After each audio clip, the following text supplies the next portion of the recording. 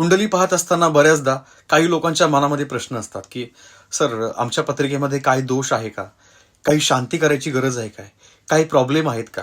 मित्रांनो, कुंडलीमधले जे ग्रह तुम्हाला निर्बल आहेत, ज्या ग्रहांचा तुम्हाला फळ अशुभ मिळत असेल, तर त्या ग्रहांच्या संदर्भात ज्या गोष्टींचं दान करायचं असेल त्या गोष्टींचं दान केलं पाहिजे.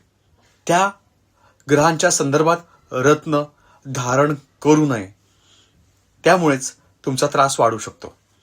मित्रांनो, बरेच जास्त पाण्यामध्ये तर काही लोक डोळे बंद करून रत्न वापरतात, राशीप्रमाणे रत्न वापरतात. रत्न सुचवावी, कुठल्या प्रकारे सुचवावी ह्याचं देखील नॉलेज असणं फार महत्वाचं आहे ज्योतिषांना. बऱ्याचदा ज्या गोष्टी दान करायच्या आहेत त्या गोष्टी तुम्ही धारण कराल तर नुकसान होऊ शकतं.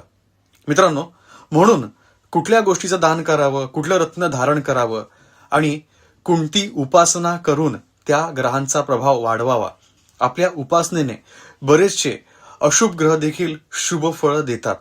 आणि आपल्या उपासनेसोबत आपलं कष्ट, आपली मेहनत, आपली नियत आणि आपला आत्मविश्वास, आपली चिकाटी, आपली जिद्द ही देखील महत्वाची असते.